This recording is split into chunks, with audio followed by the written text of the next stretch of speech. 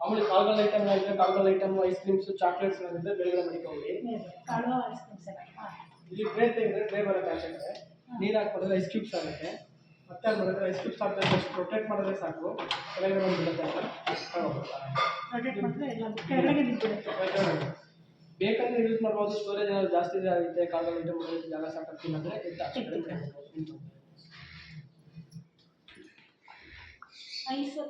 ಇಲ್ಲಿ ಬಂದರೆ ಚೆನ್ನಾಗಿದೆ. ಫಸ್ಟ್ನು ಅಂತ ಇರುತ್ತೆ ಸ್ಲೇಡ್ ಮಾಡಿದ್ರೆ ಸೈಡ್ ಆಗುತ್ತೆ. ಇದು ಹಾಲು ಮೊಸರು ಏನಾದ್ರು ಹಾಲು ಮೊಸರು ಮಡಿಕೋಬೋದು.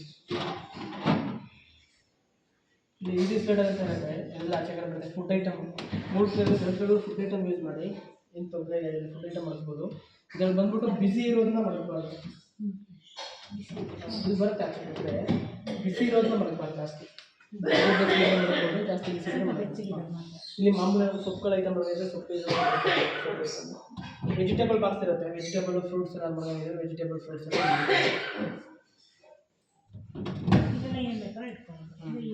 ಮಾಮೂಲಿ ವಾಟರ್ ಬಾಟ್ಲ್ ಇರುತ್ತೆ. ವಾಟರ್ ಬಾಟ್ಲು ಜ್ಯೂಸ್ ಬಾಟ್ಲ್ ಮಾಡಿದ್ರೆ ವಾಟರ್ ಬಾಟ್ಲು ಜ್ಯೂಸ್ ಇವಾಗ ಗಲೀಜಾಗಿದೆ ಕ್ಲೀನ್ ಮಾಡ್ತೀನಿ ಅಂತ ಟೈಮಲ್ಲಿ ಆದರೆ ಇದೆಲ್ಲ ಲಾಕ್ ಇರುತ್ತೆ.